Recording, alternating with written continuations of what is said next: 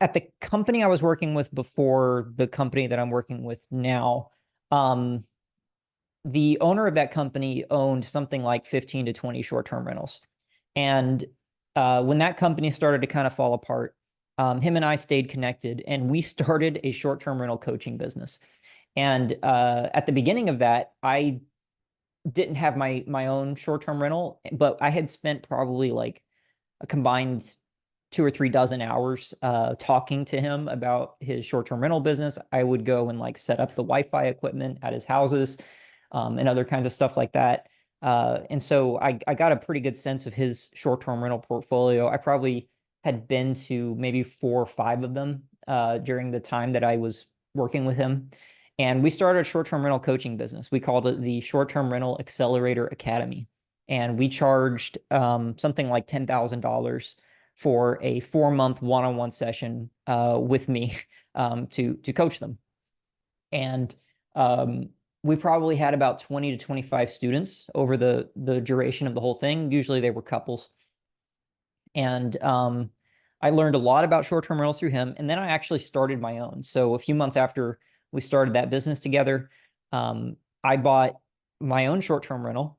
And it's been about a year and almost, yeah, about a year and a half since that happened. So I've been running a short-term rental for a while, and I talked with a lot of people all across the country who wanted to get their own short-term rental business started.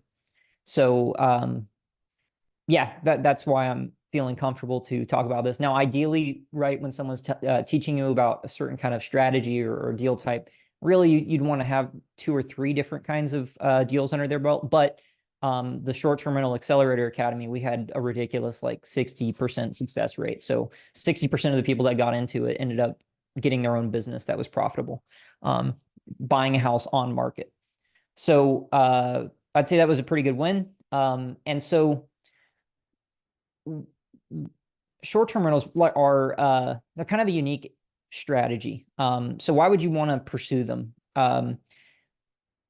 If you want to maximize your cash flow per property, short-term rentals are very good for that. I think that if you run the numbers, you'll find that they make between 2 to 3 times as much take-home cash flow versus like a long-term rental. And so they're very effective if you do it well, but that's kind of the catch, is doing it well. If you have the time to set up and maintain these properties, and we can talk more about what the amount of time that's required there is on like a weekly basis and then at the beginning. And if you have the money to get the house furnished. So you can use private money for this. You can use your own money for this.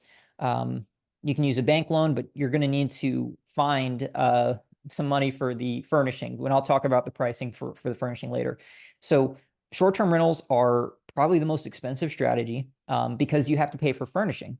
And that's not something you have to do with most other kinds of exit strategies. So you pay for furnishing and you're paying more in utilities, because whereas you would pass on the expense of something like the internet to your tenant, you're paying for all those utilities. And so your monthly expenses are higher. However, in general, you're rewarded for that. And there are some common misconceptions here about the way short-term rentals work. You do not need to be in a tourist destination to do a short-term rental. There is a thriving short-term rental market in pretty much every area that it's not explicitly prohibited by the county or the city. And if you want to kind of see what this looks like in your own backyard, just look in Airbnb for the area that you're in, and I'll show you guys how to do this shortly. But if you look at listings that are currently available, check their calendars. Do you see blocks of the calendar getting blocked off?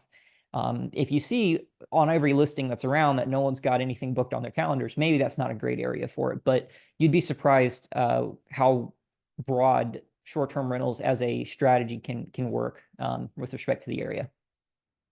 So they're expensive, but they can cash flow really well. And so if your goal is to maximize the amount of cash flow that you're making on a given property, and money's not a big factor for you, and the amount of time that you're putting into the property with respect to maintenance and setup is not that important to you, then it's a really great way to earn a lot.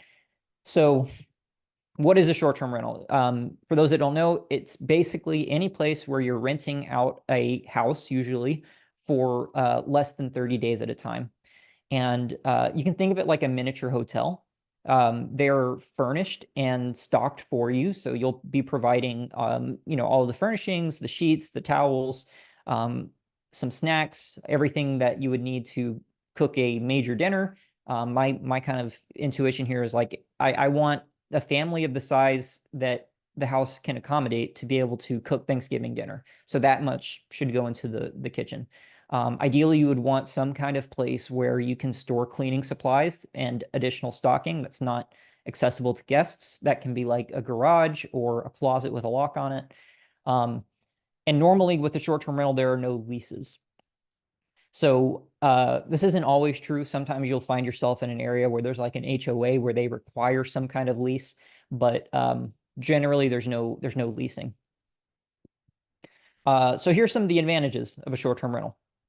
Your house is always in a showroom ready condition and it's easily accessible, right? You probably are no more than a few days out from being able to go there at any point that you want and go inside. If you are doing long-term rentals, it can be 6 months to a year before you really have a straightforward opportunity to get into the house without intruding on somebody. And your house is always in great condition. So if you need to sell it for whatever reason, it's very easy to pull the trigger on that. So if that's something that matters to you, it's in great condition all the time.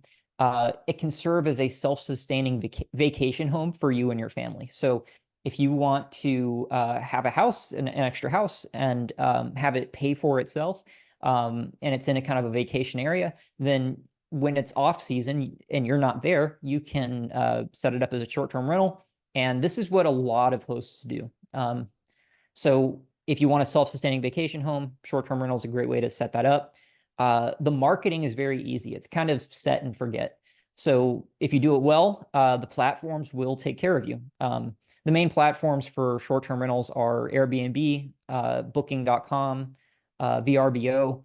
Those are kind of the big ones. And once you set your marketing up there, they pretty much take care of that for you. Now, there are going to be some people that might say, oh, you need to update your listing every once in a while.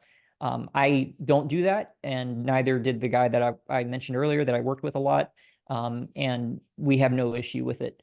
So another big advantage is that all of your payments and tenant processing and reputation management are handled by platforms designed for that tool. So you don't need to necessarily worry about chasing down someone for their rent. Airbnb will offer a basic insurance policy. So if a guest, messes up a rug or something, if you can document how much that they in fact did mess up that rug, and we'll talk about what that looks like, and show Airbnb that it was them that screwed it up, and this is how much it cost because you kept your receipt, then they give you a basic insurance policy. There's great opportunity with short-term rentals for rental arbitrage. So this is kind of a very clever way that a lot of people even get into real estate for the first time. And basically the way it works is that you will get a lease with a traditional landlord, inform them that you'd like to sublet the property, specifically turn it into a short-term rental, and then put it up as a short-term rental. And odds are the rent that you're paying that landlord, it's going to be less than whatever you're earning with a short-term rental. And so just for the cost of the furnishings, you can make some good money with arbitrage. So that's a straightforward way to get into this business, especially if you've got like, a storage unit with some extra furniture already. And so, yeah, straightforward way to get into the business of owning houses and making cash flow. The cleaning fees are a pro and a con. So the cleaning fee, on one hand, it keeps your house nice and tidy. You can make some money on it if you are in a market where the average cleaning fee that you can charge is about the same or less than the cleaning fees that cleaners tend to charge. I'll talk more about how you can deal with your cleanings in a hands-off way later. And I already talked about the higher average cash flow. One thing I want to do now is I want to show you guys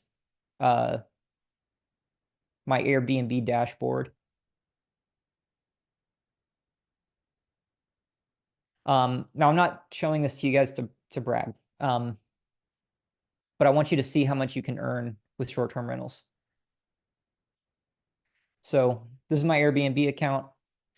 If I go to the menu and then earnings, we can look at, let's look at the 2023 report. And in 2023, so last year, we earned $30,145.09. Probably about half of that we were able to kind of take home as cash flow.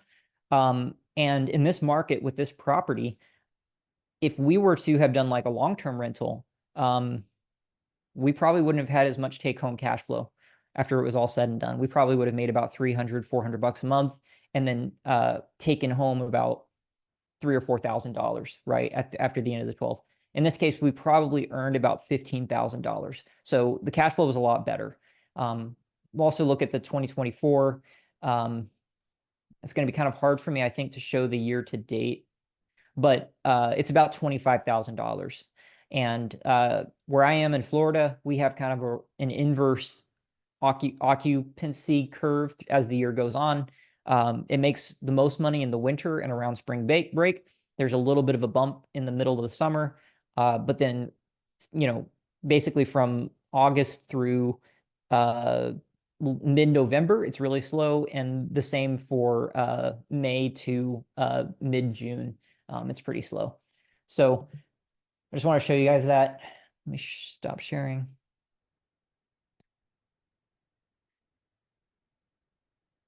So some of the disadvantages of a short-term rental. You're going to have higher operational involvement. It's not as much as you'd expect if you've never done one, but it's not passive income. You're running a small hotel and you're in the hospitality business. So you should probably expect that at the very beginning when you're getting things set up, you're probably going to spend around 100 hours furnishing the place, which can be a lot for some people. But you can knock it out in a week if you're working really hard, especially if you have some help. And then on a weekly basis, if you're self-managing, and you probably spend about 5 minutes a week responding to questions and inquiries. And if you're cleaning it yourself, then that can add a few more hours, but you can usually find cleaners pretty much anywhere. And then that knocks out your involvement there. It's also a good idea about once a quarter to go and inspect the house if you're doing it remotely. There's a bunch of things you could do. Make sure the gutters are clean, make sure the fridge filter is still in good shape, make sure any lights that have gone out, replace those bulbs, like kind of basic home maintenance stuff. Probably about once a quarter. And with this short-term rental game, you're really, really sensitive to your reputation, right? So the big thing is you want to keep your reputation as high as possible, and the algorithms that are underlying these, Airbnb and Booking.com, they will reward you if you outperform the other short-term rentals in your area by a lot.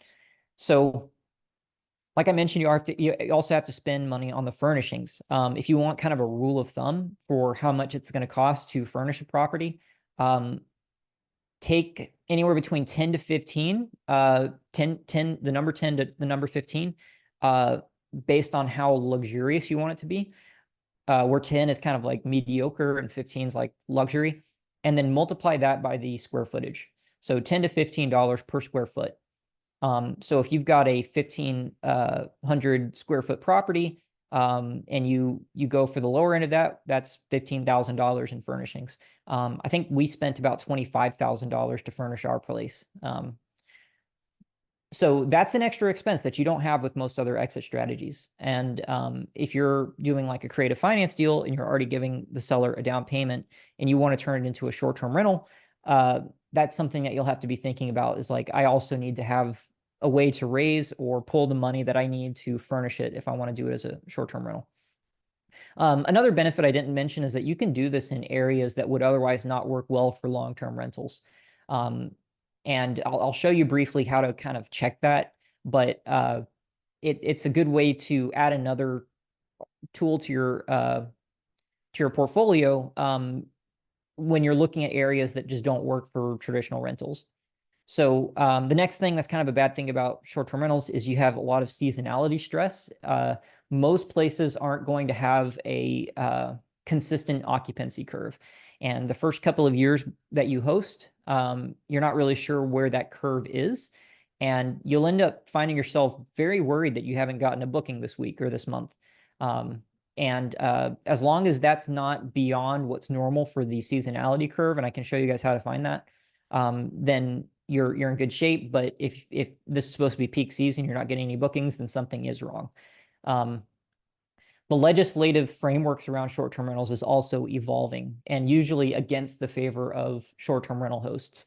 Usually by the time a city wants to encode some kind of short-term rental-based law, it's usually to prohibit them in some form or another, maybe by setting up minimum stays, that kind of thing. If that happens, you don't want to try to fight those laws unless you have like a really high risk tolerance. They can and will crack down on you and charge you for running a short-term rental illegally. Sometimes it's about getting a license, and that is actually sometimes a good thing, because that means that the city has addressed the problem and they've decided we're going to issue 150 licenses for short-term rentals in our city. And if you can get one of those licenses, you're pretty much in good shape. So that's a great way to kind of get in there. It's a highly competitive market in a lot of places to get into. When I was teaching short-term rentals, I had like 3 or 4 students independently want to have a place in the Poconos. It just seemed to have been a place that people in Texas and New York were particularly interested in. And they found themselves looking at a place in the Poconos. And the Poconos is a really hard place to get a short-term rental set up. It's very competitive. There's also this thing called the Lindy effect. And this is kind of a way to predict what the lifetime of a given thing is going to be. And so the Lindy effect is based on the idea that the future life expectancy of things like ideas or technology or any kind of cultural phenomenon is proportional to their current age. So the future life expectancy of something is proportional to their current age. Basically, the longer something has existed, the longer it's likely to continue to exist. And so the opposite of that is also true. And that's what's scary about short-term rentals. If something is very new, it has a higher probability of not lasting long. If you agree to a seller finance deal and your only exit strategy that you have is to do a short-term rental, you're agreeing to a commitment with the seller that's going to last longer than the concept of short-term rentals in its modern form has existed. Arguably, like hotels are short-term rentals, but just be aware that we are heavily dependent on these specific platforms, and Airbnb hasn't been around that long. So if you're getting into a seller finance deal and you've got a 30-year note with them, be aware that that's approximately twice as long as Airbnb has existed as a company. So just a precautionary thing. And the way to solve for this is make sure it can cash flow or at least break even as a long-term rental in case you have to switch it. So that's not super promising for long-term commitments. What you need to look out for, HOAs. HOAs, anytime I see an HOA, I basically like, this isn't going to work as a short-term rental. Generally, they have laws in place for it or bylaws in place for it. And if they don't, they will create them if they get a pesky short-term rental owner living in the neighborhood. City and county laws, the best way to figure out whether or not short-term rentals are legal are to go to the local code enforcement for the city. Or you can usually find the division here in the city hall and talk to code enforcement or the zoning and planning division. If you go and talk to them at the front desk, you can also call them and do this. Say, hey, I want to start a short-term rental in the city. Are there any laws that I need to be aware of? If they say no, take their word for it. If they say, I don't know, the answer is probably no, because they probably get asked about this all the time. If they don't know it, then there's probably nothing to be worried about. If they say yes, then ask them for kind of a written version of whatever those laws are. One other thing that a lot of people that get into this business don't bear in mind are state tenancy rights. So every state is different, but and this sort of follows along like red blue state lines. Um, some states will legally consider somebody a tenant if they stay as short as 30 days in a property, and then they have rights as tenants. And to get them out of there, you would have to evict them. So before you start a short-term rental in your state, check to see when tenancy begins, when tenants' rights kick in, and then make sure that your maximum stay length is less than that. And then you want to be aware for changes to each of these, right? So if the HOA changes their rules, if the city and county change their rules, if the tenancy rights changes, got to be aware of that. So let's talk about the practical side of this stuff. So how can you know whether or not a short-term rental is potentially a good deal? So basically, let me pull up Coffee Closers and I can show you guys how to do this.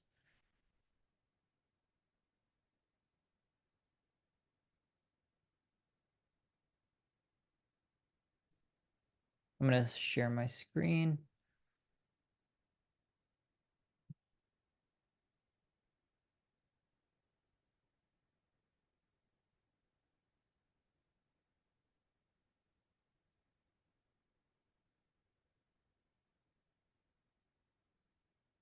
All right.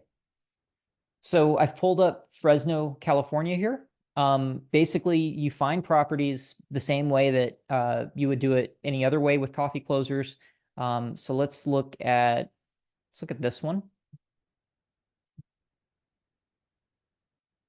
And we're pretty much immediately going to go off-site to AirDNA. Oh, this is the traditional product. How did I do that? Sorry about that.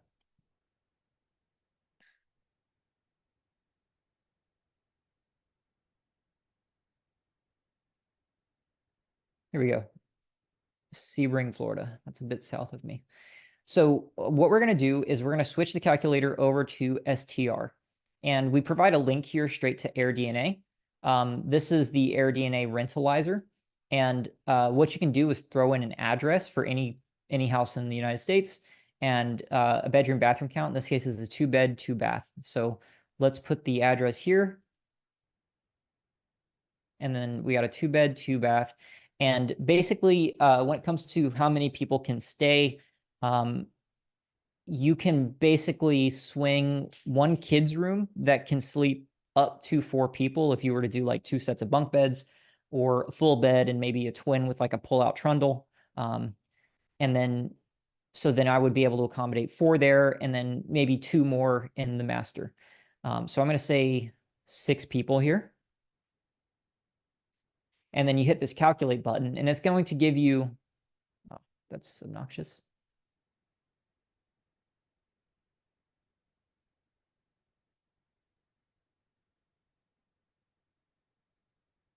Sorry about this. I should have done this beforehand. Okay. It's going to give you a projected annual revenue. So in this particular property, it's projecting in a revenue of $29,000. Now that's yearly. And whenever you talk about how much a property makes as a short-term rental, you don't think of it in terms of monthly cash flow because that's not going to really cover the story. It's annualized and that accounts for seasonality. So it looks like the answer is 29.2K. Let's go back over to Coffee Closers and then 29,200. Sorry, Noah. Sorry to interrupt. I think they have a net operating income, which also removes cleaning fees and all that kind of stuff. If you head back to AirDNA, and you scroll down. Oh yeah, yes. You're right. Okay, yep. So in the info icon, I put we recommend to use the net operating income because obviously the monthly costs are very different on Coffee Closers versus the ones you'd want to take into account on a short-term rental. You know, cleaning fees and all that kind of stuff. Yeah. So yeah, sorry to interrupt. Yeah, no worries. I clean my house myself most of the time. So I'm more thinking about the projected revenue, but yeah, if you're making this decision like this, then you ought to probably use their average here. So let's go back. That was like 19,700. So under these terms, this house that's been on the market for 5 days, it looks like we would have a average cash flow of $570 a month, which is looking pretty good. So that's promising. Now that's a first pass. That was easy. But there's a way to kind of shore up the numbers and make them a little bit more rigid. Let me see if I have.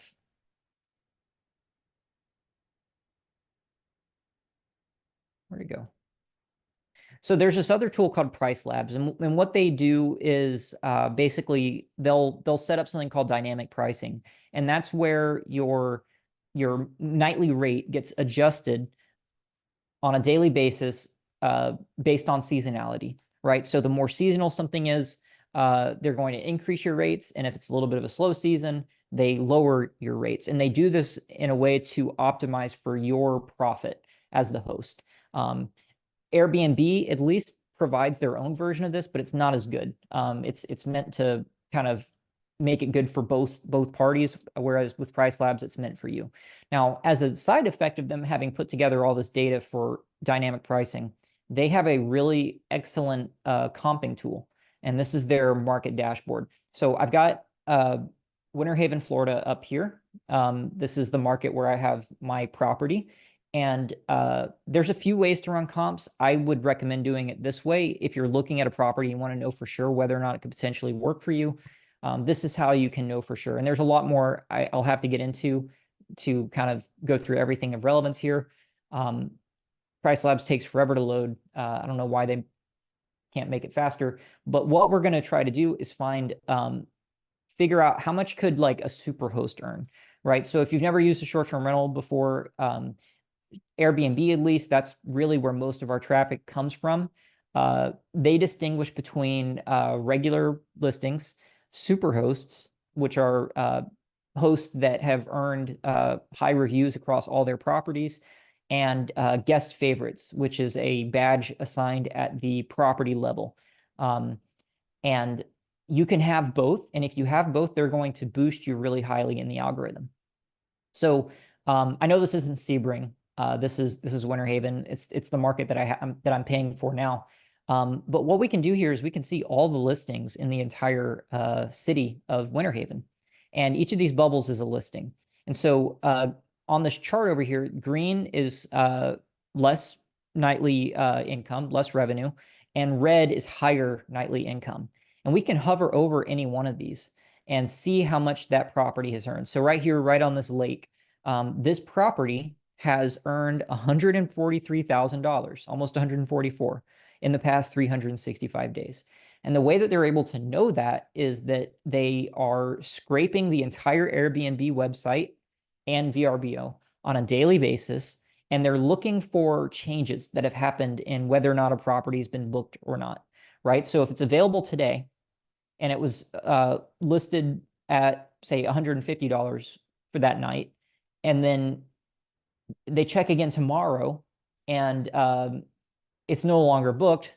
Actually, the timeline on this would be moved forward a couple of days. But if a booking that was available is no longer available the next day or a calendar date, they're going to assume that it got booked at the price they last had on record. And that's how they're able to know this, how much a property has made.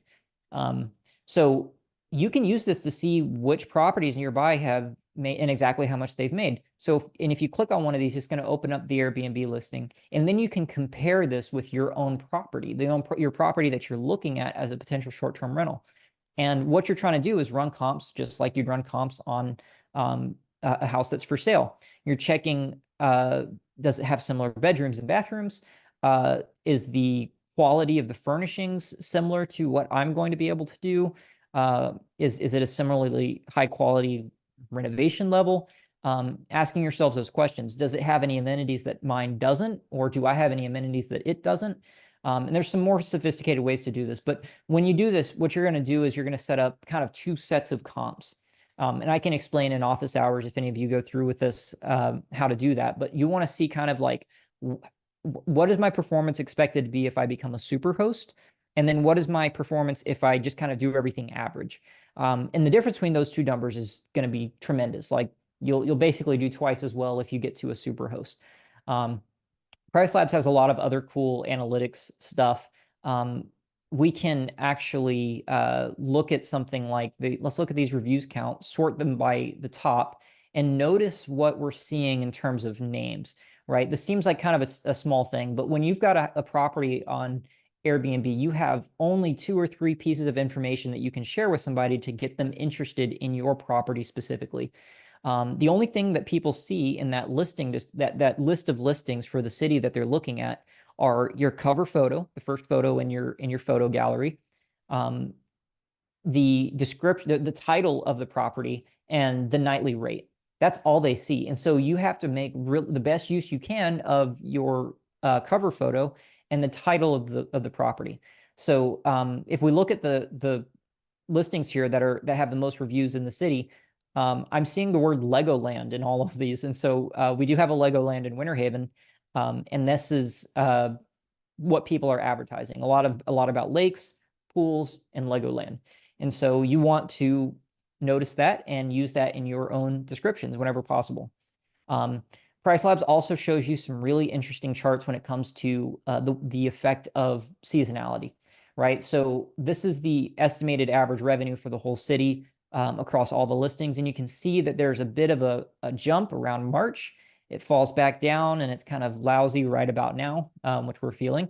And then it goes back up. And so we have kind of this like, sine wave between March and September, and then March and then September, going up and down like that.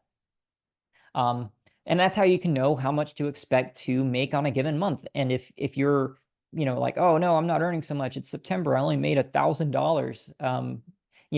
It's going to come back around and you're going to make $3,000 in March. So I'm going to move on from there. I don't want to make sure I have time for questions.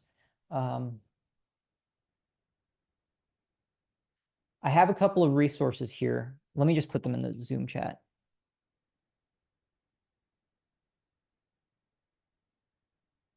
airdna.co.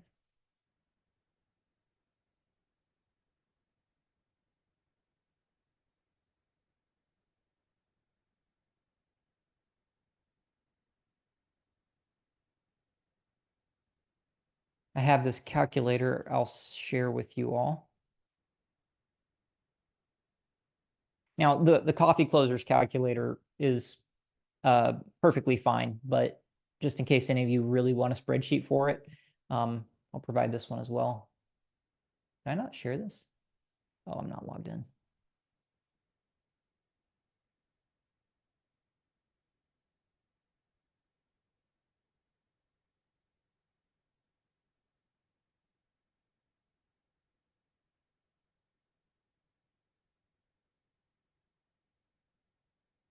There's the spreadsheet.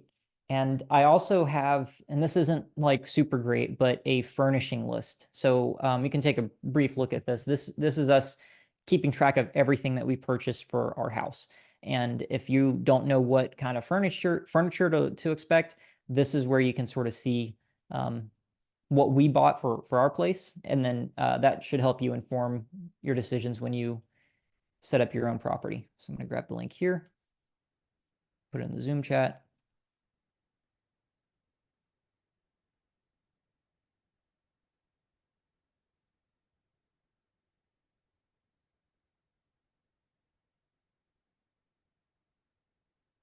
Okay, so after you've made your first pass and you've seen, okay, it could potentially work as a short-term rental, and then you run your comps more thoroughly with Price Labs, then basically the purchase process is more or less the same as any other purchase process. If you're doing it with Creative Finance, there's really no difference between the way that you'd buy a Creative Finance deal and the way that you'd buy a short-term rental. You're still going to do your inspections. You're still going to have all of your due diligence. The only difference is that you probably wouldn't be searching for your tenant buyer or anything like that while you're under contract. You're really just buying a house just like it's any other house. But once you own that house, that's when you can start furnishing it. And so you can look through the spreadsheet that I shared with you here and kind of see what will go into furnishing it. But if you don't have an eye for design or anybody that can help you with the interior layout, you really need to find that person that can help you make it look and feel nice. So then you spend a couple of weeks furnishing it. You can rent trucks to get the stuff in and out. make it look and feel really nice. Stock the cabinets with basic, you know, basic spices and plates and knives and forks and all that kind of stuff, and set up a locked closet or a section of the garage that guests don't have access to, and put maybe a month or two worth of stuff in there if you have the space for it. Your cleaner is going to be the one that's actually setting the house back up for the next guest, ultimately, unless you do it yourself. So once the house is nicely furnished and you feel that it's pretty much ready for going live, you have to actually list the property. So to do that, first, you really want to get like professional photos. You don't want to do cell phone photos. Those tend to look really ugly. So order professional photos. And then on Airbnb, it's actually pretty easy to list the house. They don't have any kind of vetting period. You can list a house today. It takes some time to get through the whole process. You might have like this instinct to show the exterior photos first because that's how we sell houses and how you see them on Zillow. But your first photo really needs to be of like the inside of the house, somewhere that's kind of themed appropriately. So if you're near like a theme park and you've got a themed room, you probably want to show that first. If you're doing a cabin in the mountains, maybe just show like the fire pit or the jacuzzi, and like the view of the from the backyard. If you're in a place where there's a big conference hall or something like that, show some nice looking bedrooms because they're going to be, you know, really just sleeping there. If you're appealing to families, living rooms and kitchens are really what you want to show. I'm also going to share the rule set that I have for my property in the Zoom chat. Oh, it's too long. That's obnoxious.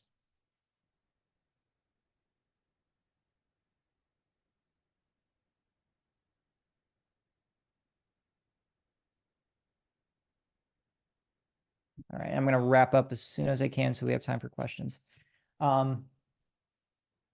Okay, so once you're ready to publish your listing, you want to set up your dynamic pricing and your cleaners. So Price Labs, I shared the link to that earlier in the Zoom chat. That's where you can get good dynamic pricing set up. Cleaners are luckily a solved problem. Someone very smart has set up an entire SaaS business around getting cleaners for your vacation rental. And it's a lot like using Uber. You put your property on their platform, and then they will send out messages to thousands of cleaners in the area, and they will send back bids for that cleaning job. And they will, yeah, you'll probably get anywhere between 5 to 15 potential cleaners. You still want to make sure that they're good at their job. Check their work the first couple of times. Try to avoid cleaning companies because they are probably not going to send the same person every time, and so you can't guarantee that the cleaning job will be consistent. Couples or solo cleaners are really the way to go. But Turno will connect itself to your Airbnb calendar, and they will automatically schedule the cleanings for you. And they have a really clever checklist system that ensures that they do a quality job. So they have to go through this checklist, and maybe one of the checklist items is take a photo of like the nightstands. You know, so you can have them put photos in here, and then you don't need to worry that your house is getting cleaned well. And then you publish your listing. So once you hit publish, the listing platforms, in particular Airbnb, they're going to boost your listing for a few days. And so you're probably going to get your first booking, or at least your first inquiry, within a day if you did a good job with your listing. And from there, you just kind of have to adjust yourself to some of the weird situations you run into as a host. In general, you want to recognize that you're in the hospitality business and you have to be nice to people. And they're always right. Offer refunds when you need to. Your goal is to keep your reputation as good as possible and get to Superhost and guest favorites as fast as possible. Once you hit both those milestones, your listing will be heavily promoted in the first pages of that city, and you'll really start to rake in more revenue. Sometimes if you dig around in the space, people will talk about occupancy. That's how many nights per month or year that a property is booked, your target should be around 70%. If it's any higher, that means your prices are probably too low. And if it's any lower than 70%, it means your prices are probably too high, right? So there's a middle ground there. One really good resource for learning more about this stuff is Rawbuilt on YouTube. I'm going to put the link in the chat here. He was a co-host of Bigger Pockets. He might still be, but he has all kinds of great videos about short-term rentals. Okay, that's short-term rentals. We can open it up for questions.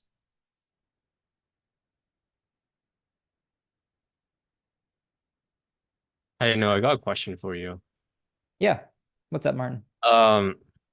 So there's been a lot of talk on YouTube, people on YouTube just basically bashing Airbnb in general, like, how Airbnb is dying, stuff like that.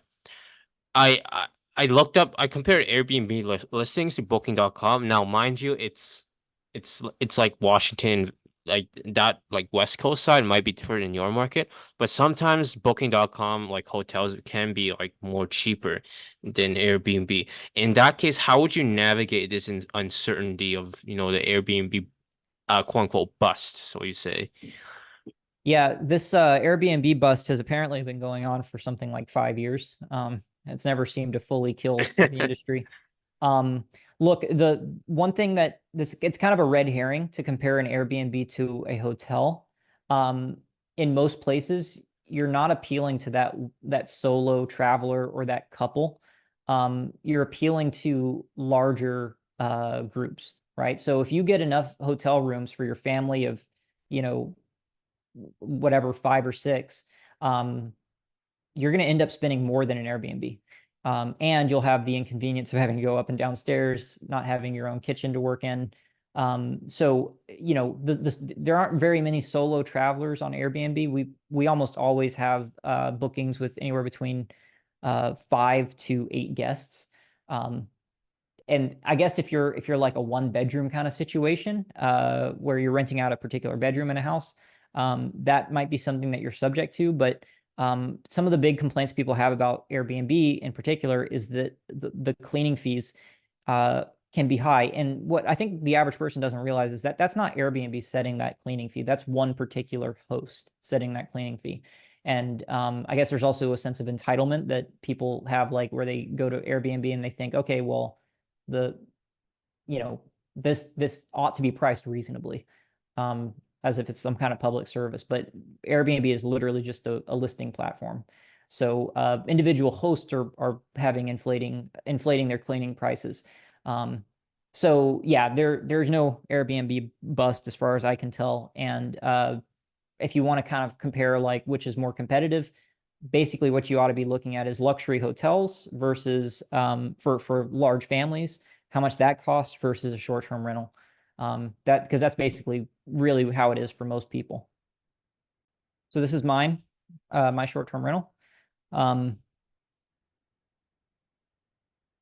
This is the outside of the house. So there's space for about 3 or 4 cars here. There's 5 steps up to the house. And this is the kind of interior quality. Can I make this bigger? Yeah. I don't know if this is too small for you guys to see, but this is the place.